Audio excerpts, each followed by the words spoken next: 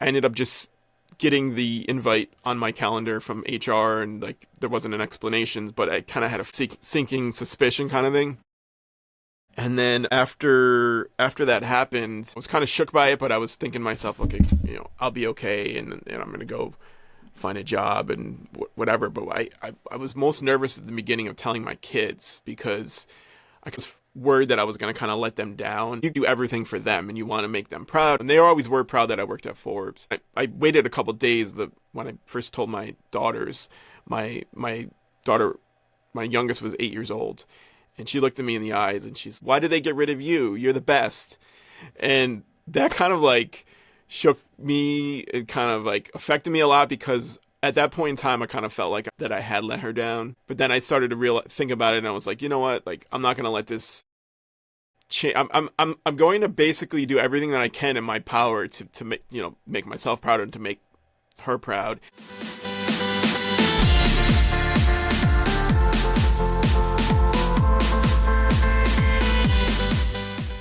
What's up, everybody? Welcome to this episode of Forward to Extraordinary, a part of the Strictly From Nowhere podcast experiment. I'm your host, Justin Abrams, a serial entrepreneur in pursuit of wisdom with the goal of sharing it with all of you. And that continues for today. One of the things that I love to do is to bring on domain experts to kind of help us find our way and to learn from what's happening in industries from other professionals that have given their lives and their careers to those paths. And that's the same jam for today. Someone who's been kind of integral lately to some of the guests that we have had on the show. If you've seen Will Rubin, founder of Workmate, if you've seen Mitchell Jones, founder of Lava, they were on the show thanks to this gentleman right here, James Colistra. It's a pleasure to have you on the show. Founder of Wonderfish, thanks so much for your time. I'm thrilled to unpack your zero to market journey. Welcome, man. Thank you, Justin. You're doing it right as a podcast host. So thank you for giving me the platform myself and for allowing Will and Mitchell to come on. I think what you're doing is awesome. Just you're going through you're kind of taking the at bets that a lot of us have been scared to do. Like, I personally at some point want to do my own podcast, and I know it's not easy to kind of like go through those reps every day. And like the fact that I think how many shows are you up to now, and how many interviews are you doing? Like, it's amazing. We will have finished the week between me and my partner at 9 episodes just this week. It's a lot. It's a lot. But you want to know what, man? Like the barrier to entry has never been lower. It's never been more manageable. I talk about this all the time. I have no team dedicated to this. I'm editing across 5 different shows under one podcast umbrella. Like, I'm not, Hercules over here. I'm just a regular guy trying to cut content. What I did have to do is I had to delegate a lot of my business. I run Cause of a Kind. We build software and websites for the rest of the world, and it's full-on agency model. And I had to be comfortable with letting a lot of those responsibilities go in order to make myself available to be a full-time content creator, basically, is what my life is at the moment. And it was all in this pursuit of trying to find product market fit, just like I do with everything else. And my vision was, if the show finds its way, it will turn into a business, in which case I will do what I have done in the past, which is delegate the rest of those responsibilities. So here we are, just quintessential builder, and I totally encourage you and will help you myself to find your way with the podcast. The hardest part is doing episode 1. Yeah, no, I appreciate that. That's Hell awesome. Yeah, man. Hell yeah. Well, it's a heck of a journey, and you're on one side of the hedge. I'm on the other side of the hedge. You're trying to find your way to incredible talent and help these people be successful and evangelize their story. And one of the ways that you're doing that, maybe even a primary way, is finding partner podcasts. And I'm blessed to know you, and I'm blessed to receive some of these individuals that you're successfully helping.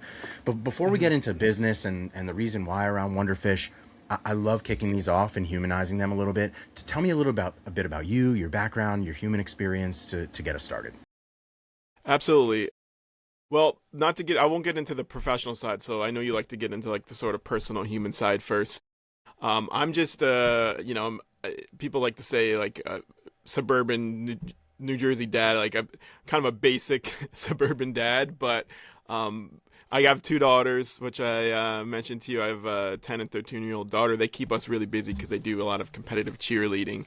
So as much as I want to have my own hobbies, we're usually driving them around or flying them around to these different Amazing. competitions. But Full it's on pretty athlete. cool. It's a cool sport because they're doing all these tumbling. It's literally like gymnastics. Totally. Yeah, man, I enjoy being outside. I like barbecuing. I like hiking. I like going to the ocean. We go to Cape Cod every year, and that's one of my passions. Just being in the ocean is pretty cool. Other than that, like I do spend a lot of time working, unfortunately, but it's something that I enjoy. Isn't that the blend, right? Like find something you enjoy doing. It never really feels like work. It just feels like the way. But also, shout out to the Yankees right behind you. I'd love to see that on the shelf. That's There you quite go. fun. Me too, man. I'm Yankees all the way, all the way. No hate to anybody else that likes the Mets or anything weird like that. Yeah, too fun, man. Too fun. What I find really interesting just about the story and the focus, like, I work around the clock too, man. I do, and nothing takes my attention away except for the kids and my wife. I find that we share that in common. It's just this moment in life, and your kids are quite a bit older than mine. Mine are right now 4 and 9 months, little babies still. But man, I'm excited for what comes next, and like make their hobbies my own. And I can only be so lucky if they find their way to the things I enjoy. So yeah, Exactly. I'm right with you, man. Well, tell me a little bit about the career path. I know you didn't start where you are at right now. I love the story arc towards entrepreneurship, but I don't think that's how you began your career. So bring me back to the early days of James. So growing up, I grew up in upstate New York, actually really rural. Like a lot of people don't think about New York as being rural farmland, but I grew up on like 5 acres. Yeah, I grew up on like 5 acres. New York is the state itself is pretty big. Massive. And I grew up on about 5 acres of land, and there was a lot of like cornfields and wheat fields. So before I was an entrepreneur building Wonderfish, I was building hay forts. I was actually in the fields, like building. Like a lot of people realize that when you grow wheat, it gets really tall, like these big stalks or whatever. I don't even know what they're called, but like the actual wheat, like it's so tall that you can actually tie it together. And I used to make forts out of that, like inside these like amazing like grain or whatever, wheat grain or whatever. Amazing. But then once you have hay in the barn, like that becomes another avenue where you could literally build forts. And we would play basketball in the barn. We had a creek down at the end of our road where we would go and get crawfish. So I mean that's New York. People don't think about it that way, but I had a pretty good childhood, like growing up in the country. So and then as I said, I played basketball, but besides the fact that I couldn't shoot, I couldn't jump, like I was pretty much going to the NBA, but except for all those factors like kind of working against me. So I decided at an early age, believe it or not, in high school I decided I wanted to work in advertising. And I just like the creativity aspect of it. I actually read a book called Hey Whipple Squeeze This, which was about ad copywriting. So at one point I wanted to be an advertising copywriter through college. And that kind of shifted because I started to really like the consumer behavior and the strategy side of things. So I was trying to get involved in ad agencies. They call it account planning, which is like they write the brief that goes to the creatives. And it's actually really hard to get into because everyone wants to do that. It's super fun and the creative aspect of it. But I landed my first big New York City job at The Economist and just kind of fell into the media space. So I was a marketing manager at The Economist, the London, they call it a newspaper, but it's basically a magazine, right? And it was a great place to work. And I liked the aspect of working on new challenges for different clients each week. We had different advertisers. So I was on the integrated marketing side. By integrated marketing, it means every publisher has a lot of different platforms within. So you have the print, you have digital, you have events, you have research, thought leadership research. The Economist calls it the Economist Intelligence Unit. At Forbes, it's Forbes Insight. So I ended up at Forbes. This is where I'm going with the story. So I was working at The Economist. Ended up at Forbes for about 10 years. Wow. But I was doing a lot of the same thing, like being the quarterback across all those different platforms and being very creative. And that was why I wanted to get into advertising in the beginning, is because the creativity aspect. AI is sadly changing the game a little bit. the need for human creativity is not gone. You still need to be creative, but the speed to creativity and the speed to ideas is so much. It's really shrunk incredibly to the point where I think the reality is you don't need as many humans on a creative team like that, which like we were the idea people and coming up with the ideas and putting packaging and everything. So I think that's one of the reasons, a big part of the reason I was laid off. So I was laid off in January 2024 from Forbes.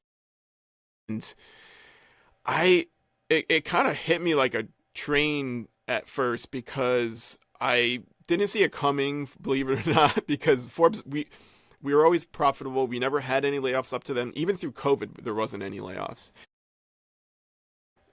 I ended up just getting the invite on my calendar from HR, and like there wasn't an explanation, but I kind of had a feel like a sinking suspicion kind of thing. And then after that happened, I was immediately, I was kind of shook by it, but I was thinking to myself, okay, I'll be okay, and I'm gonna go find a job and whatever. But I was most nervous at the beginning of telling my kids because I kind of was worried that I was going to kind of let them down, and you have kids, like everything, you kind of do everything for them, and you want to make them proud, and you want them to be, and they always were proud that I worked at Forbes. So the first when I waited a couple of days, when I first told my daughters, my youngest was 8 years old, and she looked at me in the eyes and she's like, she asked, it was like a sincere question because she's very empathetic, and she was like, "Daddy, like, why did they get rid of you? You're the best." And that kind of like shook me. It kind of like affected me a lot because at that point in time, I kind of felt like that I had let her down, but then I started to think about it, and I was like, you know what? Like, I'm not gonna let this change. I'm going to basically do everything that I can in my power to make myself proud and to make her proud, and I don't necessarily need a big corporation or a big brand like Forbes to do what I'm passionate about and what I love, which what I was doing at Forbes and what we as a company were doing was similar to what you do, where you give people a platform to tell their stories. And I think that was what was so exciting about it for me, is like you have all these amazing founders and CEOs and executives, and we were giving them, whether it was an event stage or an article in a magazine or whatever it might be, like this is an opportunity for them to share their message and their story with the world. And so I decided, I launched Wonderfish, and initially it evolved into what it is today. Because initially it was more so like a marketing agency, but I kind of evolved it into now what it is today, which is focusing on podcast guesting. But it doesn't matter if it's a podcast or eventually I'm going to give people other platforms besides podcast. It's really about the opportunity to give people visibility. So I kind of while I'm in the PR space, I kind of think about it as like visibility engineering, if you will.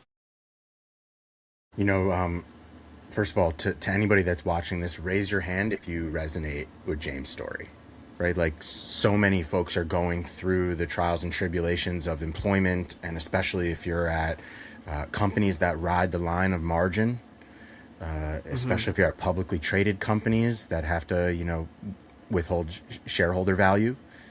If you're at super venture-backed companies, like the idea of spontaneous layoff is so common culture as of right now. And so your story and the fear and the shamefulness of it all, and dude, that's human. Like, that's as human as it gets. And that is like such a common American experience as of right now. It could even be global. And first of all, I commend you for your bravery, and I appreciate your transparency and your vulnerability. And I can see you getting choked up because it's still really it's traumatic, dude. It's super painful. I've been there, and cheers to you, man, because it really is Forward to Extraordinary. It's the quintessential story of the show.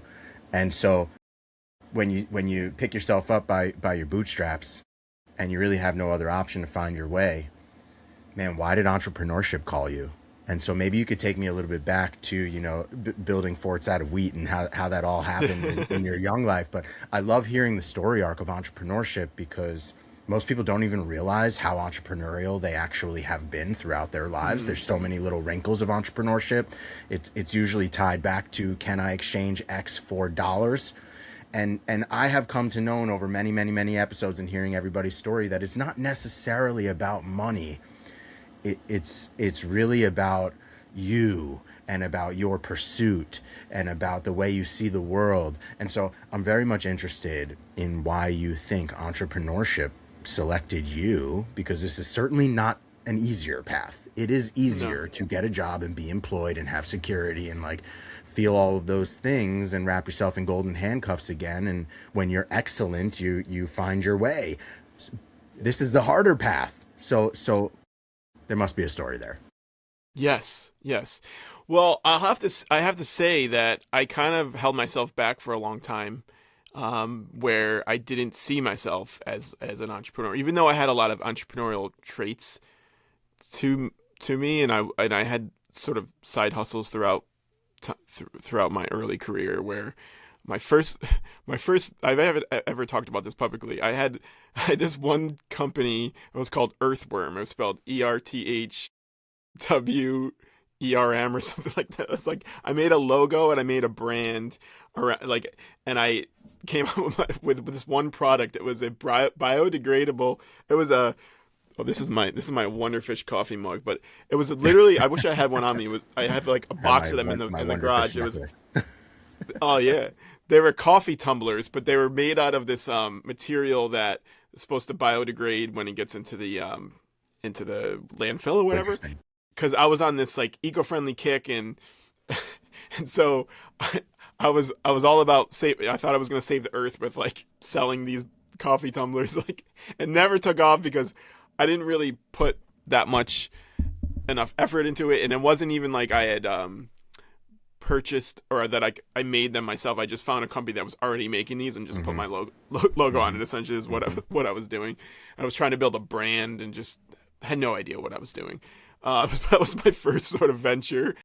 Then, I mean, that was like right after college. I graduated in 2006, but I worked for a couple different ad agencies. Ended up at the Economist, and when I was at the Economist, I've always loved hot sauces. I came across, well, I was into this salsa. It was called the Brooklyn Salsa Company, and I was doing a little prior to working at the Economist. I was actually doing a little bit of marketing for them, so I was always into this condiment space.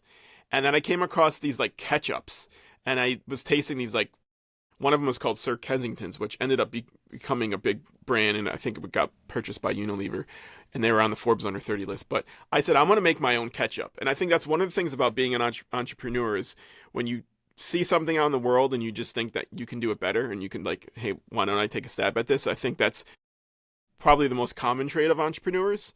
And then the other thing that I witnessed of being at Forbes and just being around successful entrepreneurs, like, besides having that trait, the other trait that everyone has in common, the ones that at least that are successful, are the ones that just don't give up and just keep trying, because you're going to have so many different issues come up, snags in the road or whatever. But when I tried launching ketchup, so first I just made my own ketchup in my kitchen, and I brought it into the Economist, and people were testing, and they're like, this tastes really good. You know, I used like apple cider vinegar and tomato puree, and I had a Chipotle spicy one. And then I ended up launching it in 2013 on Kickstarter. And it actually kind of took off for a little while, where I had it in some local markets. I was selling it farmers markets, and then a couple like smaller grocery stores in the New Jersey area. And it was doing okay, but it wasn't making a lot of money, because in the business of food, it's a very low margin business. And the only way you're actually going to make a lot of money is you have to scale. And so I went to a co-packer. They made a prototype of it, but it wasn't exactly like how I had made it. And I was very nervous about buying a big batch of it and like scaling it, basically, because I had a little girl at the time. And my wife kind of said to me at that point, she was like, where are you going with this? Like, what are you doing? Like, because it was only paying for itself. It wasn't really making money. But my focus was on Forbes, working at that. Once I got to Forbes in 2014, I only ran the ketchup for like 2 more years as a side hustle. And then in 2016, I put a kibosh on it.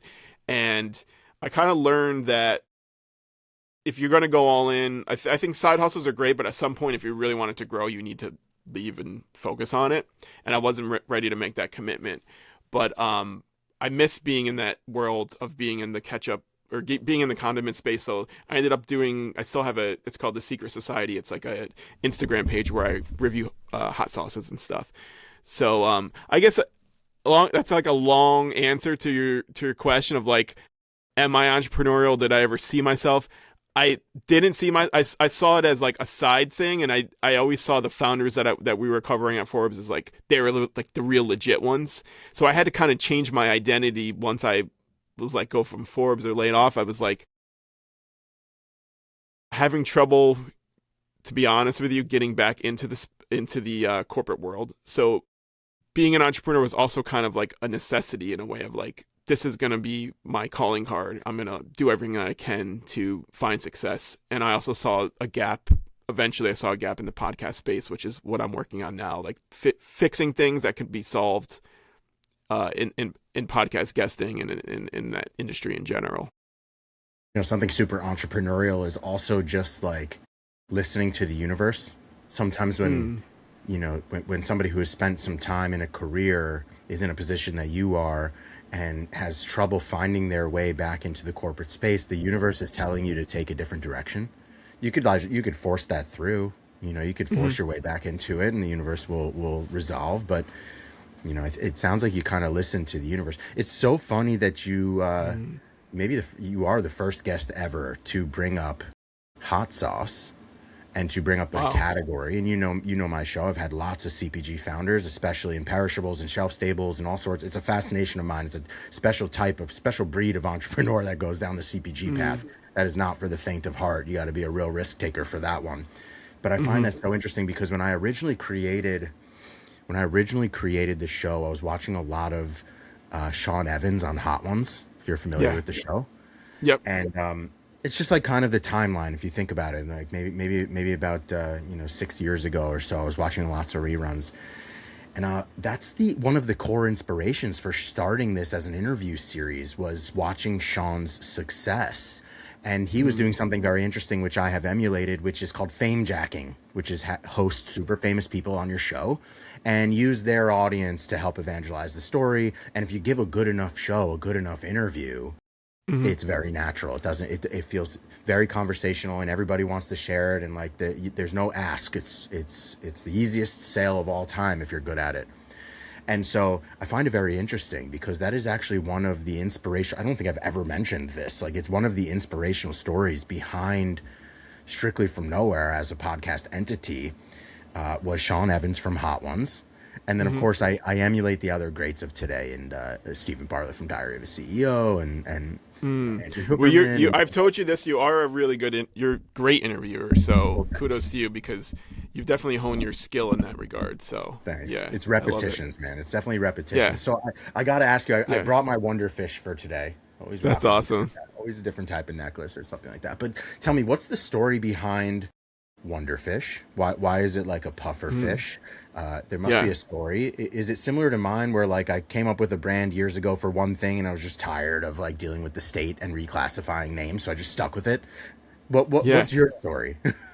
To be honest, like I struggled to come up with a name for a while because at first it was a marketing agency, so I wanted, most agencies either have a person's last name or it's just like something random sometimes, but the reason behind like Strawberry Frog or something like that, but sure. the reason behind Wonderfish, so also the reason for the pufferfish, so a Wonderfish, if you Google it, is actually an angler. It's called a trapjaw anglerfish, sure. which is, there's a whole Wikipedia article about it where he says like there was some sort of oceanographer that said that it was like the oddest creatures of the ocean or something, because they actually have like a bioluminescent thing in their mouth that like attracts. So I don't know, there's something there about, so fishing in general, I love the analogy of like marketing is kind of like fishing, and then I like the way that it sounded, just like it just sounded cool to me, to be honest with you. So, but once I Googled it and saw what it was, I was like, oh, I have to name it Wonderfish. But the reason it's the pufferfish is because if you look at the image of the actual Wonderfish, it's so scary. it's like hideous. It has these giant teeth, and that wasn't what I wanted the brand to look like. I wanted it to be more friendly and kind of have like a fun vibe, and so that's why I just picked the pufferfish. I just thought it looked I love cool. it. I love it. So yeah, We man. all saw the true Wonderfish, the deep sea angler in Finding Nemo, if you remember. Yeah, And yeah, Dory and yeah, Marlin are trying to escape the jaws of this, like, ooh, this light, this little yeah, light. What is that? exactly. Oh, that's so fun, man. And you know what you just did, which I find really interesting. I'm a career classic omni-channel marketer, and brand development is something I just cherish and have become quite good at. You just gave a mini masterclass in brand inception and brand identity and logo design, and your little thought process that you just rattled off just right now. That's a masterclass for somebody out there that's trying to figure out how do I build a brand from day one? How do I just build a logo or a presence that's meaningful to me? I'm the first evangelist of that brand. Kudos to you, man. You just stepped right into it, and I Appreciate think it. somebody will find super value in just like how do I invent something from nothing, and you just put a couple cool things together, and Yeah, I love that. It's kind of a culmination of your hobbies and interests too. yeah, and if it's a unique name too, you're better off than something that exists because you know if you're using a name that's already been done, then it's kind of hard to get traction around it. And then if you're starting to look at like even if something as simple as like getting Google alerts, like you're going to get Google alerts if I called it like a common name that a ton of other businesses have, that's not really going to be a good thing. But yeah, unique is always better. I'm right with you, man. I often say, like, what is a Google? Like if the name of the business is valuable and drives impact to the world, it will mean something. It does not matter what it's called, and that's why we Mhm. stopped chasing brand names. And I'm still cause of a kind to this day. Like, I have a story. I know exactly what it means, but we've had such a Mhm. departure from that original thing. And it was just like, Mhm. you know what? Forget it. Stop chasing that. Make that just a passionate pursuit. And if it becomes valuable one day, it will mean something. Just like, what the Mhm. heck is a Google? What is a Yahoo? I'm sure there's an Exactly. origin story for those too, but if you're successful, it won't really matter. So don't get stuck up on those small things. Let me ask you, because lots of people have a goal of sitting on a Mhm. podcast or building one of their own. I mean, I can't even tell you how many conversations I have had to try and give people the courage to either find their first podcast to join as a guest or to ship episode one. And so I'd love, from your perspective, you've hung your hat on the path of helping people to find their way on get to as guest appearances on other people's podcasts. I'd Mhm. love to come up with a little bit of a formula. What are you seeing in the industry? What are things that folks can do to find their way to a first guest appearance on a podcast? And do you see a little bit of a formula, like a framework that people can follow to give themselves the best chance of pursuing that? Absolutely. I think that there's a couple of things that you could that you can the starting point when I work with people. I mean, the number one thing that you need to start from. So I actually have my own framework. It's called the F word framework, because there's everyone has to have like their own unique catchy thing, and my framework has 4 F words. But the first one is frame, and like knowing what your mission is, and that helps you really to establish yourself and to position yourself. And then there's feel, like having really emotional personal stories is going to help you. And then it goes all the way down to it's fear and fetch. Someone said to me, "Stop trying to make fetch happen." Like fetch is actually the incentives of the call to action, but the fear thing is like talking about things that like you faced in your journey or your clients are facing, and what were the kind of the things holding them back as far as sort of like false beliefs, right? But back to like a framework for actually identifying shows, that's something I've been working on for a while. And everyone kind of has their own criteria or specific things that they do look for in particular shows. I mean, obviously reach and engagement are going to be huge, and your show is doing really well. I think you just surpassed over 100,000 subscribers on YouTube, but you're also getting a lot of engagement. You're getting people commenting and people sharing and all that sort of stuff. But some shows are really good on YouTube, and then they might not be as big at like app. Like I think I was talking about this with you, where like you're not. Maybe you need to ask people a little bit more, like give us a rating on Apple, because Yes. you don't have a lot of that. And unfortunately, like there's a little bit of a So like the Nielsen, if you will, of podcasting is called listen notes. And a lot of people will say, oh, we're in top 1%, we're top 5%. What does that actually mean? Well, the host of, or the CEO of Listen Notes, he doesn't give the actual algorithm or the formula behind how you even get on there, because he says he doesn't want people to game the system. But then it creates a little bit, it's kind of like they're the gatekeeper. It's a little bit of a mystery. I think what they are looking at is, I do think they're looking at a lot of the Apple ratings and like the mentions and maybe social. I'm not exactly sure. So I like to tell people, take it with a grain of salt, like use it as a guide, but don't let that be the only signal.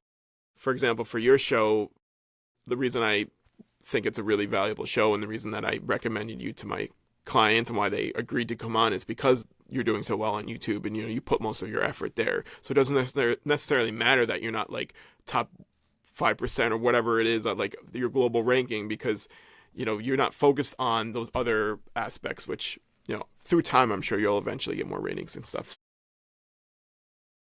Some clients that are extremely picky, and I wrote about this on LinkedIn today, where it's okay if you want to be picky and say, okay, I want a very specific audience profile, or I want a very specific type of show or whatever. But you have to be very careful about being too picky, because a big part of the game is, especially in the long run, and it's kind of a long game, is about volume. It's about consistency and volume, which is like, even whether you're going as a guest or you're hosting, you have to create a body of work, because it's helping you get a footprint. And now in this age of AI, it's actually helping you get recognized and picked up by AI search. So that's a big part of it. But because I have a client, his name's Scott Abbott. He has a whole coaching platform called Boss Up. He's got like over 100 coaches that are in his community. And he just came out with a book earlier in the year. And he came to me and he said, I want to go on. At first it was like 3. At first he said he wanted to do like 6 podcasts a month for 3 months, and then he's like, oh, I want to do 4 months. So it was all the way from, he started in December and he went through March. He's still wrapping up, but I ended up getting him on like over 30. It's like 35 podcasts, and he's a pretty relatively big name. He's got like a decent following, and there were shows that he picked that he decided to go on that some of my other clients were like, oh, I don't like that show for this reason or that reason. But I think what he was able to do is, because he went on so many, and he kind of like you, I love you use the phrase increase your surface area for luck, which I think is so smart. You're getting the repetitions in, you're putting yourself out there, and not, every show might not fit the exact specific profile that you want, but it's creating that body of work and it's creating that volume. One example, this is kind of outside the podcast space, is back into the food world. We were talking about that. One individual who's really good at creating content and creating the repetitions is Dave Portnoy. So love him or hate him, but I love Dave Portnoy. He's doing like just from the character. Yeah, he's doing like four or five pizza reviews. I mean, the guy's wealthy, but he still puts this work in. Like, that's not easy to do. Every time he travels, he's got to go do. He batches them. He does a bunch, and then he's releasing them like once a day, like probably 4 or 5 a week, right? And he has his own framework or specific criteria that he looks at. But the thing about it is like, not everyone likes the type of pizza that he likes. Like, he likes a very specific type of style. It's kind of like bar pie. He likes it crispy. He doesn't like the Neapolitan. There's plenty of people that like softer, chewier, what is it called? Neapolitan pizza, yeah. Neapolitan, yeah. He automatically gives it a little. I don't know where. Mm-hmm.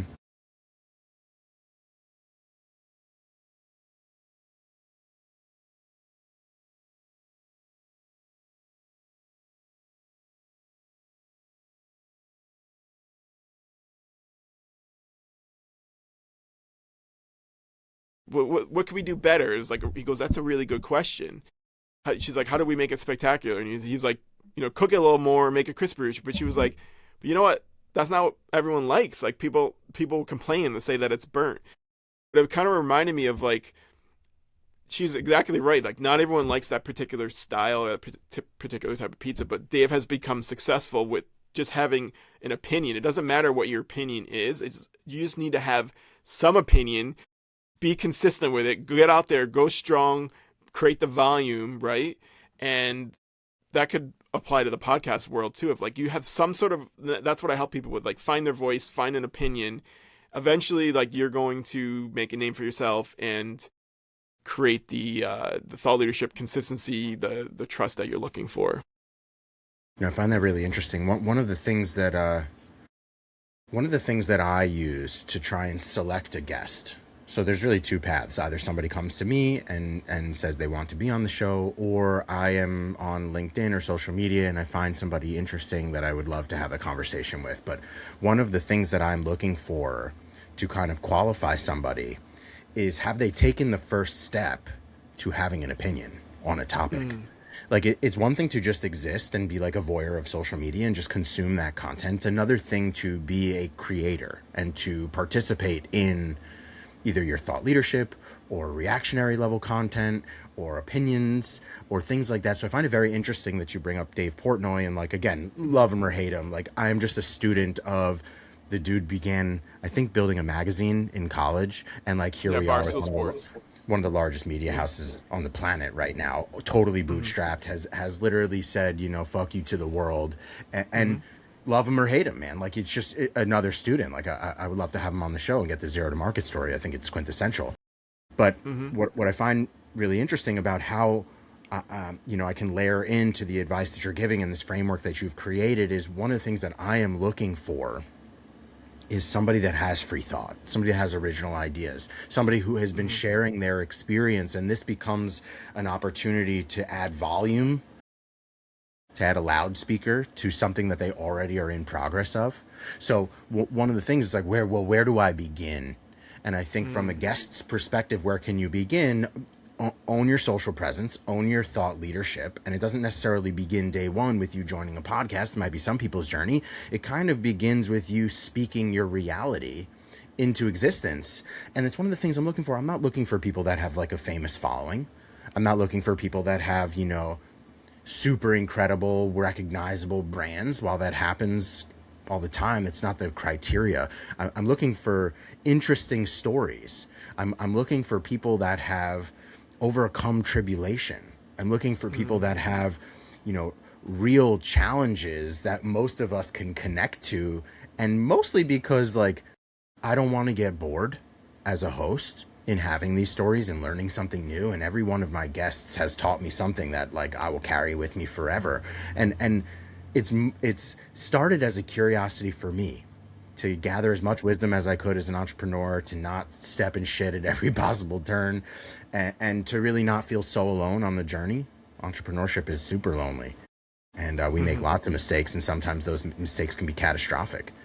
And so I implore people, and I think that you might agree with that, to start owning your story. Start doing it in a way that you can tolerate. I'm not telling you to go and spend, 5 hours a day on LinkedIn and, do all of that. This is not necessarily about commenting on other people's posts and trying to become famous and get more followers. It's more about your story and being authentic and working on the muscle, because this is really about repetitions, working on the muscle of telling your story in creative ways. And as a show host, that's what I'm really looking for, is unique individuals that have pursued the path of entrepreneurship or leadership or operations or incredible little niches of industry, because there's so much for everybody to learn. And I want somebody to come in, they're articulate and they're practiced. And while they might not be practiced on a podcast, I've been episode 1 for many, many of my guests. And it's my job to bring out your best character. And so I just find that getting people started, talking about your story, writing your own little blog, getting a Substack, start on social media, just text content only, that's a great signal for me that when we do record this episode, that episode's going to live forever. And it's just a piece of your journey, but I want it to be a significant and impactful piece to a foundation you've already created. So I love your framework. I love your story. As we round third base in the conversation, I very often ask my guests, these conversations drum up some stuff in your mind. And the last thing that I want is for you to say, I wish we would have talked about that. So I give you the last word, James. What comes to mind from the conversation? It could be a departure from anything we've talked about or double down on anything we've talked about, but Anything come to mind? Yeah, I'm gonna double down because I love what you were just saying, and one of the things I want to mention is this idea, like you talk about finding people that have opinions and stories. Sometimes I'll come across people. I actually just was speaking to this individual the other day. He was an energy executive, and it was like, you should get on podcasts, and he was a partner, and I was like, you should go develop, get your story out there, develop some expertise, or share your expertise. He has the expertise, right? And he said, I don't really like having a personal. I don't like sharing my a public. He didn't want a public profile. Like some people want to be very private, and that's understandable. I totally get it. Like it's kind of nerve-wracking putting yourself out there and sharing your stories and being vulnerable. But being vulnerable is the greatest gift I've found. Like telling that story that I shared about my daughter, like I was scared to even mention for the longest time that I was laid off. And I was actually inspired by a client of mine who went out. She was also laid off from Forbes, and I got her on some podcast. She was telling her story, and I was like, she could do it, I'm going to do it. And once I started doing it, all these people, it resonated with them. They said, oh my God, like, thank you for sharing that, messaged me on LinkedIn and stuff. But I would say we're moving so quickly in this technology age with AI. And the reason I would say the biggest reason I think it's important to share your story is because it's one of our competitive advantages in the age of AI is to be human and to get out there and have a public profile. Like that gives you so many advantages, that whether it's helping close deals or just I could go on forever, but perception, I'll leave you with this phrase. It's been around forever. I think a political strategist named Lee Atwater came out with this. It was perception is reality. So you might be the greatest entrepreneur in the world. You might be super smart, great as Steve Jobs. But if you're not out there and you're not getting attention, people might not be finding out about you. You're not creating those opportunities or the surface area for luck. So nowadays you kind of have to do that. So if perception is reality, media is shaping reality. Media is actually shaping people's perceptions. And taking it a step further, AI, in this age of AI has kind of become the intermediary between the media and the humans, where it's like it's scanning the media and it's picking up the signals. And now the humans are going back to the AI and say, hey, who's a good software company in Long Island? Who's a good podcast guesting agency or whatever? And AI is picking up those signals. So if you're not out there, you're going to get lost, and it's just not going to be a good it's not going to be a good situation. So that's kind of what I would leave you with. What's great about giving advice is it's not always for everybody, but it's probably going to be for a couple people that are looking for the guts, that are looking for like that thing that tells them from the universe that you got this. So while the advice is not for everybody, there is somebody that will listen to this that will take the leap and go public and turn their LinkedIn profile from private to public, and will create that first post and will own their story, because that's just what needs to be done, and it's not necessarily for everybody. So I love your position. For whoever needs that dose, that's the reality, right? And it's not going to be for everybody, and that's okay. Yeah, and as much as like, like I said, I was fearful about it. Once you break the seal and get out there and start doing it, you do feel better about yourself, and there's a little bit of a relief of like, oh, I could kind of just be myself and get out there and talk about what I want to talk about. I think that's the cool part about it too. I mean, man, the reality is like, I was scared for I would say years to release episode 1 of this podcast, and that's now years ago and hundreds of episodes ago, and I was scared. And let me tell you, I get the butterflies, I get nervous, I have to harness the adrenaline before every damn show. That's why we spend time in the beginning, is because I'm the one with the freaking jitters, but I got to come up with some type of like, initial introduction off the top of my head. I got nothing scripted. I'm like, I don't even know what I'm going to say because I'm nervous. That shit never goes away, but this is just about repetition. It's the same thing as your kids. They will be for every game, for every competition, they will be nervous forever, the anxiety forever. But we harness that into adrenaline, and it really is just about taking that first repetition and just beginning. And so I love that. It's wisdom that I wish I would have had way back in the day. And I always told myself, like, yo, just record the episode. You don't even have to ship it If you're not, I even tell myself that. I think I even told you that when I was asking for you to be on the show. I was like, dude, if it's trash, we won't ship it. And so like, just keep that with you. Like, just because you start the brand, just because you want to, have a side hustle, like, remember, you're in control of however that turns out. You don't need to ship. You don't need to produce. You don't need to go public. Like, take it one little step at a time, create it, and then judge it. If you don't create it, there's nothing to judge. Yo, James, I enjoyed the show, man. I'm a student of the industry. I'm trying to find my way. I have like no formal training in this. I have a small little network as far as the podcast community is concerned. I literally just pushed my way into existence, and I said I'd rather be canceled than irrelevant. And so it's a pleasure to be part of your little world and to be a place where you trust that you'll get a really good recording for your guests and for yourself. And I don't take that lightly. It's something that fuels my fire. So James Colistra, Thank you, founder man. of Wonderfish, man, it has been a pleasure to host you and hear your journey from zero to market. And I wish you forward to extraordinary, man. Thank you, Justin. You're the man.